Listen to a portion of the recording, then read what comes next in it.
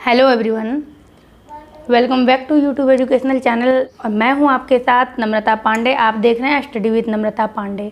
आपका जो ये नोट्स है, ये सीटेट को लेकर ये काफ़ी महत्वपूर्ण है। आप लोगों में से जो भी सीटेट का एग्ज़ाम दे रहे हैं वो एक बार इस नोट्स को देखिएगा। जिस तरह आप जान रहे हैं, मैंने NCERT का शुरू किया है और उसे हमको 12 तक कंप्लीट करना था, लेकिन मैंने इतिहास तो आपका 8 तक कंप्लीट कर दिया है और 9th 10th का बिहार बोर्ड का भी मैंने इतिहास कंप्लीट कराया है। NCERT बचा है, उसको भी हम करवाएंगे। एक बार आप लोग एग्ज़ाम दे दीजिए। ज्योग्राफी भी मैंने क्लास 7 तक लगभग पहुंच चुकी थी, लगभग हो गया था, वायु तक कंप्लीट हो गया है। और 8 का भी हमने सोचा था, लेकिन समय कम है और कुछ ऐसी परेशानी है जो लगातार आपके लिए वीडियो नहीं आ पा रहा है। अब बात करेंगे कि कुछ क्लास का PDF आपको प्रोवाइड नहीं करवा पा रहे हैं क्योंकि लैपटॉप थोड़ा सा ख़राब हो गया है, तो अभी मुश्किल है ठीक कराना, तो इसका भी PDF आप लोगों को नहीं मिल पाएगा। लेकिन इसके PDF की आप लोगों को आवश्यकता नहीं है। अगर आप लोगों ने शुरू से मेरे सारे क्लास को देखा है NCERT को, ये आपके क्लास 6 का है पहला अध्याय, तो ये आपके लिए बिल्कुल आसान होगा। और ये 10 से 11 मिनट का आपका ये क्लास होने वाला है। ये वीडियो सिर्फ आप एक बार सुन भी लेंगे तो आपको याद हो जाएगा किस तरह से प्रश्न पूछे जाते हैं। अगर आप लोग प्रैक्टिस सेट बना रहे हैं तो आप लोगों को ये अंदाज़ा होगा किस तरह से प्रश्न पूछे जाते हैं।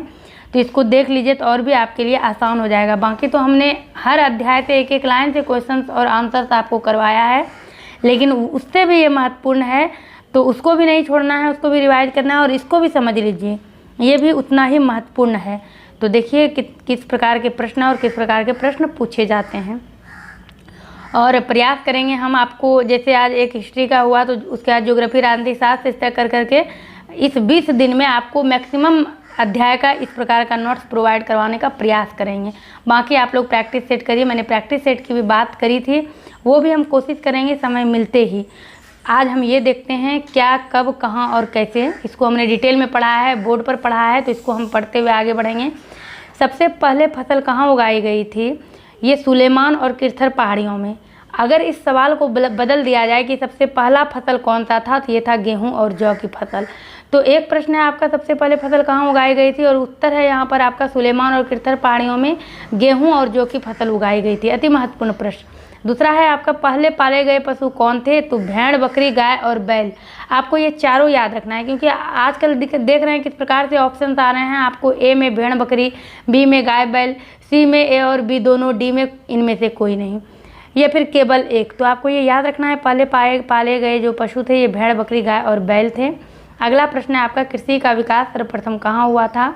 तो कृषि का विकास सर्वप्रथम उत्तर पूर्व में गारो तथा मध्य भारत में विंध्य पहाड़ियों में हुआ था। ये सब मैंने आपको मानचित्र में दिखाकर समझाया है और ये आपका एक प्रकार से रिवीजन क्लास है। इसको देखकर आप प्रैक्टिस सेट बनाइएगा। इससे पूछे गए सारे प्रश्नों का आप मिनटों में, सेकेंड में उत्तर दे दीजिएगा और आपको एक प्रश्न के लिए 1 मिनट ही मिलने वाला है एग्जामिनेशन हॉल में। अगला प्रश्न है आपका, सबसे पहले चावल की फसल कहाँ उगाई गई थी? विंध्य पहाड़ियों के उत्तर में। आरंभिक नगर कब बसे थे? 4700 वर्ष पूर्व। गंगा व सहायक नदियों के किनारे समुद्री इलाकों में नगरों का विकास कब हुआ था? लगभग 2500 वर्ष पूर्व। आपने यहाँ देखा था 4700 वर्ष पूर्व सिंधु घाटी सभ्यता आरंभ हुआ था और यहाँ से अचानक से 3900 वर्ष पूर्व किस प्रकार से हड़प्पा सभ्यता विलीन हो गया और फिर 2500 वर्ष पूर्व गंगा और सहायक नदियों के किनारे इलाका बनना शुरू हो गया, लोगों का आना जाना और बसना शुरू हो गया था। फिर है आपका अगला प्रश्न, गंगा के दक्षिण के आसपास के क्षेत्र किस नाम से जाने जाते हैं? यह है मगध आपका। प्राचीन काल में लोग यात्राएं क्यों किया करते थे? तो इसका आंसर आप देखिएगा, सांस्कृतिक हस्तांतरण व एक दूसरे के विचारों को जानने का अवसर मिले अथवा विचारों के आदान प्रदान हेतु। लेकिन अब जो आजकल ऑप्शन आपको मिलते हैं, बिल्कुल मिलते हैं निर्देश के अनुसार, तथ्य के अनुसार, कूट के अनुसार। A में दे दिया जाएगा सांस्कृतिक हस्तांतरण हेतु, B में दे दिया जाएगा एक दूसरे के विचारों को जानने या आदान प्रदान हेतु, और नीचे दे दिया जाएगा A सही B गलत, A गलत B सही, A B दोनों सही, A B दोनों गलत। तो आपको ये पूरा लाइन याद रखना है। अगला प्रश्न है आपका, इंडिया शब्द किससे निकला है? तो इंडस से निकला है, जिसे संस्कृत में सिंधु कहते हैं। ईरानियों व यूनानियों ने ही सिंधु को किस नाम से पुकारा? ईरानियों ने हिंदोस और यूनानियों ने इंदोस के नाम से पुकारा है। और सिंधु को और नदी के पूर्व में जो स्थित भूमि प्रदेश था उसी को इंडिया कहा है। इन सब चीज़ों को हमने डिटेल में आपको बताया है, इसीलिए नोट्स पर हम लोग सिर्फ आगे बढ़ते जा रहे हैं। अगला प्रश्न है आपका, भारत शब्द का सर्वप्रथम प्रयोग कहाँ मिला था? तो संस्कृत की आरंभिक कृति ऋग्वेद, और ऋग्वेद आरंभिक कृति है। इस पर भी डिटेल वीडियो है। आप लोगों में से कोई भी नए हैं पिछले सारे वीडियो प्लेलिस्ट में मिल जाएंगे। ज़्यादा लंबा समय का ड्यूरेशन का नहीं है, आप उतना समय ऐसे ही बर्बाद रोज़ आपका हो जाता है। एक बार उस क्लास को ज़रूर देख लीजिए। अगला प्रश्न है, हाथ से लिखी ताड़पत्रों की प्रारंभिक पुस्तक को क्या कहा जाता है? पांडुलिपि, और ये प्रश्न भी कई बार पूछे गए हैं। अगला है आपका, अंग्रेजी में पांडुलिपि को क्या कहते हैं? तो अंग्रेजी में मैन्यूस्क्रिप्ट कहते हैं। मैन्यू शब्द लैटिन भाषा का शब्द है और इसका अर्थ होता है हाथ। अगला प्रश्न है आपका, पांडुलिपियाँ किससे तैयार की जाती है? ताड़पत्तों अथवा बुर्ज नामक पेड़ की छाल से तैयार की जाती है। कहीं आपको बुर्ज मिलेगा, कहीं आपको भुर्ज मिलेगा, और ये आपने डिटेल में पढ़ा है। अगला है आपका, अभिलेख किसे कहते हैं? 25 महत्वपूर्ण प्रश्न को हम इसमें देखेंगे। तो अभिलेख किसे कहते हैं? धातु व पत्थर पर लिखे लेख जिन पर शासक या राजा अपने आदेशों या विजयों का वर्णन उत्कीर्ण करवाते थे। ये उत्कीर्ण करवाना है। और कहीं आपको पांडुलिपि और अभिलेख में फ़र्क भी पूछ दिया जाएगा कूट दे करके, तो आप उसके लिए तैयार रहिएगा। अगला प्रश्न है, कंधार कहाँ पर है? तो ये वर्तमान अफगानिस्तान में है। ये प्रश्न भी पूछा गया है। कंधार में किसका अभिलेख प्राप्त हुआ है? सम्राट अशोक का। ऐसी वस्तुएं जो अतीत में बनी या प्रयोग की जाती थी, उसका अध्ययन करने वाले व्यक्ति को क्या कहा जाता था? तो ये आपने पढ़ा है। पुरातत्वविद, इतिहासकार भी किनको कहा जाता था? जो व्यक्ति अतीत का अध्ययन करता है। ये सब आपको नोट्स मिल चुका है, लेकिन इसको देखना जरूरी है, आपका रिविजन हो रहा है।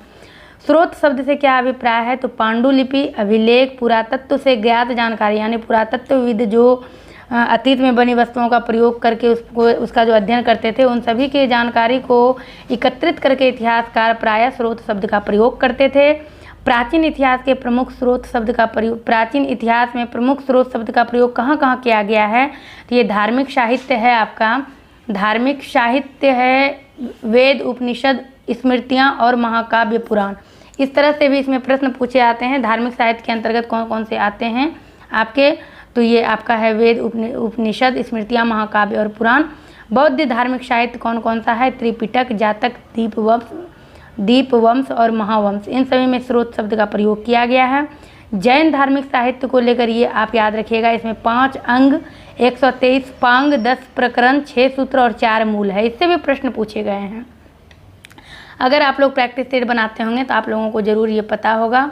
और अगला आपका प्रश्न है, जो व्यक्ति अतीत का अध्ययन करता है क्या कहलाता है? इतिहासकार कहलाता है। ईसवी पूर्व को अंग्रेजी में क्या कहा जाता है? तो ईसवी पूर्व का फुल फॉर्म आपका हो गया ईसा पूर्व, और इसे बीसी कहते हैं, यानी बिफोर क्राइस्ट कहते हैं। ईसवी से आप क्या समझते हैं? तो ये हो गया आपका एडी, एनो डोमिनी, 2 शब्दों से मिलकर बना है, और इसका अर्थ होता है ईसा के जन्म के वर्ष। ये सब आपने कई बार पढ़ा है बोर्ड पर, किताब पर, डिटेल में मैंने आपको बताया है। तो ये जो आपका रिवीजन हो रहा है ये बिल्कुल आपके लिए महत्वपूर्ण है, और इसी तरह के रिवीजन क्लास आपके लिए आगे आते रहेंगे। मैं बिल्कुल प्रयासरत रहूँगी आपके लिए। आप बने रहिए। नए हैं तो सब्सक्राइब करके बेल आइकन जरूर प्रेस करिएगा, तभी आप तक नोटिफिकेशन पहुँचेगा। क्योंकि कई इस प्रकार के कमेंट्स आते हैं कि मैम इस वीडियो का हमारे पास नोटिफिकेशन नहीं आ रहा है। और अभी आप लोगों के पास अब इतना समय नहीं है कि अगर आपने आज वीडियो आया तो आप कल देख रहे हैं, परसों देख रहे हैं। रोज़ देखिएगा, तभी आपके लिए कुछ मदद मिलेगा इस तरह के क्लास से। और अगला प्रश्न है आपका, किस अभिलेख में 3 भाषाओं का प्रयोग किया गया है? तो आपको याद होगा, ये जो इतिहास क्लास 6 का ये इतिहास है, पहला एक्सरसाइज, उसके अन्यंत्र में इसका वर्णन था। अन्यंत्र में आपने पढ़ा था कि मिस्र के उत्तरी तट पर रोजेहा नाम का एक कस्बा था, वहाँ से एक अभिलेख मिला था जिसमें एक ही अभिलेख में 3 भाषाओं का प्रयोग किया गया था, रोसेट्टा नामक जगह से। और यहाँ से कई महत्वपूर्ण प्रश्न निकले थे आपके। तो आपका जो अन्यंत्र था, वहाँ से मैंने जो आपको नोट्स प्रोवाइड करवाया है, वहाँ से कई प्रश्न थे, जैसे मिस्र कहाँ है, मिस्र देश में कितने वर्ष पूर्व राजा रानी के रहने का प्रमाण मिला है, या फिर रोसेट्टा क्या है।